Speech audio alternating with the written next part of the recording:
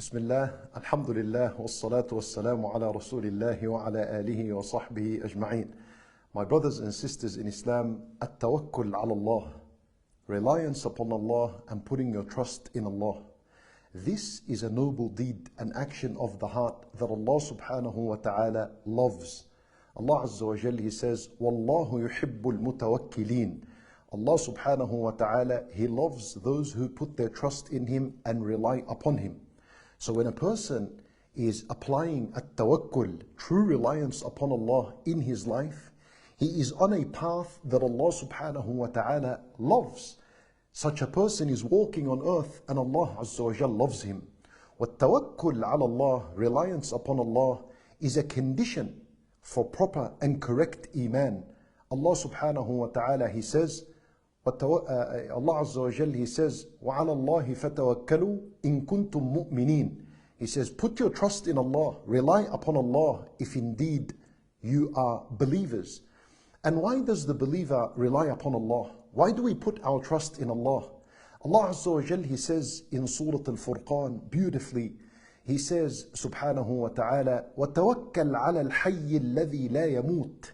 He says, put your trust and rely upon the all-living, the one who does not die. Allahu Akbar. Within this ayah, there is a reason for why we rely upon Allah alone and nothing and no one else. Rely upon the all-living, the one who doesn't die. So what this means is, everything besides Allah and everyone besides Allah will end and will be perished and will be destroyed. Everything. So if you relied upon other than Allah, if you relied upon someone other than Allah, then the moment that person dies or ends, your matters will never be fulfilled. It will not be fulfilled. However, if you rely upon Allah, He is the all-living and He never dies. Therefore, your matters and your affairs in life will be fulfilled. Subhanallah. This is why we rely upon Allah, because He's the all-living and He never ends, He never dies, subhanahu wa ta'ala. My brothers and sisters in Islam, what is at-tawakkul? What is the true definition of at-tawakkul? And ulama rahimahumullah, they say at-tawakkul is two parts. Listen to this very carefully. It is two parts. The first part is to take by the means and do whatever is necessary. Do what you have to do. And then rely upon Allah, not upon what you did. This is exactly what at-tawakkul is. To take by the means, do what needs to be done, and then rely and put your trust in Allah, not upon what you did. Let me give you two examples, bi'idhnillah, and then we'll conclude. The first example is the story of Hajar radiyallahu anha and her son Ismail. Ibrahim alayhi salam, Allah Azza wa Jal had commanded him to go to where the house of Allah is built now, to Makkah al-Mukarramah. And he ended up there, and then Allah Azza wa Jal commanded him to travel and to leave his family in Mecca. And at that time, there were no people living there, and there was no water. There's nothing. No one can live there in Mecca. So Ibrahim alayhi salam, he left his wife Hajar radiyallahu anha and Ismail was only a newborn. He's still breastfeeding from his mother. He put them in this valley, and Ibrahim alayhi salam began to take off. He began to walk away from them. And Hajar began to follow Ibrahim. So Ibrahim alayhi salam said to her to remain here where she is. She kept following him. And she's saying to him, where are you going? Where are you going? Are you leaving us here? Until she said to him, Allahu amaraka bihadha? Did Allah command you to leave us here and you walk away? So then he said to her, Naam. He said, yes, Allah commanded me that I leave you here in a place where there's no food and no water and no life and there's no one here. And He commanded me to go. Allahu Akbar. In this moment, Hajar radiyallahu anha, she said, إِذَنْ لَا يُضَيِّعُنَا. She said, then surely, verily, Allah will not abandon us. Allah will not neglect us. She put her trust and reliance upon Allah Azza wa Jal. She knows that Allah Azza wa Jal will look after her and her son. So now she stayed there. And Ibrahim alayhi salam took off. He went until he cannot be seen anymore. And he left with Hajar radiallahu anha and Ismail, he left with them a bowl of dates and a jar of water. She ate from the dates and she drank until it had finished, and the milk that was in her breast had finished. And her son Ismail began, as the hadith mentions in Sahih al-Bukhari, يَتَلَبَّط. He began to move his tongue quickly, and he's moving his body in agony and in pain of thirst and hunger. And as a mother, she doesn't know what to do. So she left her son Ismail alayhi salam, and she walked until she reached a mountain, which was the mountain of As-Safa. And she rose on this mountain looking, perhaps she can find someone or find some kind of life. Maybe someone can see her and she can go and ask for water and drink and whatever it is and food from them. She didn't find anyone. So she went down the mountain of As-Safa and she quickly ran up to Al-Marwa. And she did this 7 times, radiyallahu anha. And this is why in Al-Umrah and Al-Hajj we do As-Sa'i, remembering this story. So at the end of these 7 laps between As-Safa and Al-Marwa, and her son Ismail is down and he's crying and he's in pain and he's thirsty and he's hungry, Allahu Akbar, and this is a desert, there's no life, there's nothing. She heard a sound and then she said, Mah, Mah. Mah means shh, as though she's telling herself, be silent. And then she heard a sound, and that was Allah sending Jibreel alayhi salam, the leader and the master of all angels. He came down and he began to dig the earth effortlessly, without any effort. Very easily began to dig the earth. Some narrations mention with the heel of his foot, some say with his wings, Allahu A'lam. But he dug the earth, and Zamzam, water, a blessed water, until today it exists. It popped out from the earth, it burst out from the earth. And then Hajar radiallahu anha came down and she began to bring this water together. And this is what Zamzam means. Zamzam meaning to bring something together. When Nabi sallallahu alayhi wasallam, he says, may Allah have mercy on the mother of Ismail. If she did not do this, Zamzam would have covered the earth.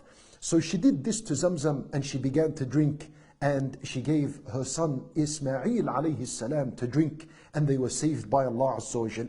This is a perfect example of what Tawakul, reliance upon Allah and trust in Allah means. This is a perfect example because it covers those 2 parts I told you.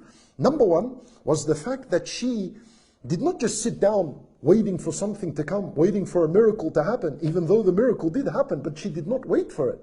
What had happened is she got up and she did everything she can. She went up a mountain and she walked between As-Safa and Marwa 7 times.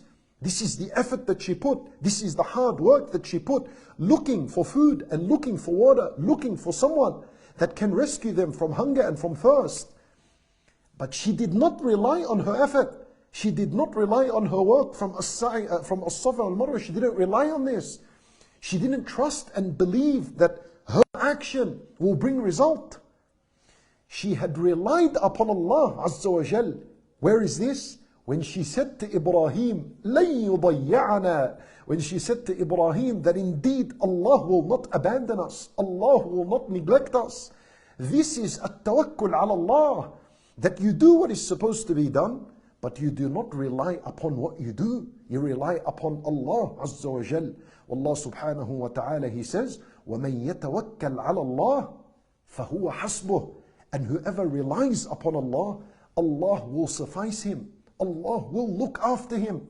Look at Hajar alayhi salam, and look how Allah Azza wa Jal looked after her, subhanallah, in a valley where there is no vegetation, no crops, no person, nothing there. And even then, Zamzam would burst from the earth and it becomes a source of nutrient and water for people until this very day. Every time you go to Al-Umrah, you go to Mecca and you see and you drink Zamzam and you do As-Sa'i between As-Safa and Marwa, the biggest lesson you're learning in life is true tawakkul ala Allah. Look at the case of our Prophet Muhammad sallallahu alayhi wasallam. When he finally was given command by Allah and given permission by Allah to undergo Al-Hijrah from Mecca to Al-Madinah, he didn't just walk out of the house and say, Allah Azza wa Jal will look after us. No. Abu Bakr radiallahu anhu had prepared 2 camels for Rasulullah and for Abu Bakr. Look at the preparation. I told you, at-tawakkul is that you have to do some work. You have to do first, you need to do what you must do. Do your preparations. Put your effort. 2 camels were prepared. Food would come to Rasulullah sallallahu alaihi wasallam through the daughter of Abu Bakr. And Nabi sallallahu alaihi wasallam hired a guide, Abdullah ibn Urayqit, that he guide them out of Mecca all the way to Al-Madinah because the roads and the valleys are very difficult to navigate. And then the Nabi sallallahu alaihi wasallam receives news that the kuffar of Quraysh are after him. So as a result, he goes and he ends up in a cave, Ghar Thawr, and he hides in a cave. But then look at this, you see all this is preparation. Camels and food and a guide with him, and he hides in a cave. And then when Abu Bakr radiallahu anhu realizes that kuffar Quraysh are at the mouth of the cave, he says to Rasulullah sallallahu alayhi wasallam, if these disbelievers look down at their feet, they will see us. Look what Nabi sallallahu alayhi wasallam said. He did not say to him, Ya Abu Bakr, he didn't say, shh, we're in a cave. It's dark here. They cannot see us. No, he didn't rely on this. He said to him, Inna Allah ma'ana. And Allah Azza wa Jal recorded this in the Quran. He said to him, Ya Abu Bakr, Allah is with us. You see at-tawakkul. He did everything he was supposed to do of preparation. He even hid in the cave when there was danger. But he did not rely on the cave, nor did he rely on the darkness of the cave. He relied upon Allah, and he taught Abu Bakr radiallahu anhu, and he taught the ummah until this day what true tawakkul means. So my brothers and sisters in Islam, that's how we face life. When you leave the house and you fear for your safety, do everything that is required to be done for your protection. Do everything. Read al-adhkar, pray Salat al-Fajr in congregation. If you're in your car, buckle up, right? All this is what you're supposed to be doing. And then rely upon Allah. Do not rely upon your adhkar and upon your Salat al-Fajr, and do not rely upon the safety measures that you took. No, rely upon Allah. If you're sick, take the medicine. Look for the best doctor. Look for the best hospitals. Do the best care that you can do for yourself. Do all of this. But do not rely on this. Don't rely on the doctor. Don't rely on the medicine. Don't rely on anything except Allah Azza wa Jal, because He is Ash-Shafi. When you're going out to provide for your family, do what needs to be done. Take by the means. Go and work those hours. Ask Allah Azza wa Jal to give you the help and the assistance you need. But then don't rely on your work and on your money and what you buy from the shop. Don't rely on all of this to keep you alive and to keep you nourished and so on. You rely upon Allah. All of these were means that you are supposed to do. You rely upon Allah Azza wa Jal. If you're a student that has an exam, work hard, study, do your work, understand, ask the questions, get the answers, and study extra hard. But then don't rely on this. Rely upon Allah for success and that you pass your exams and you move on in life. This is the meaning of at-tawakkul, my brothers and sisters in Islam.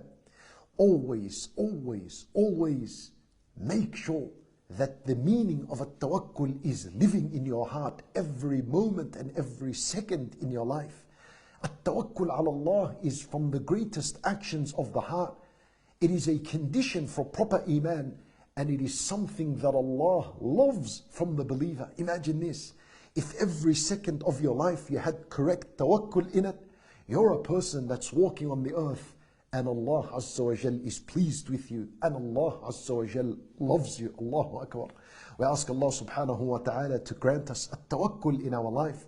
We ask Him subhanahu wa ta'ala to be pleased with us, and we ask Him subhanahu wa ta'ala that He forgive our sins and our shortcomings. إنه ولي ذلك والقادر عليه وصلى الله وسلم وبارك على نبينا محمد وعلى آله وصحبه أجمعين والسلام عليكم ورحمة الله وبركاته.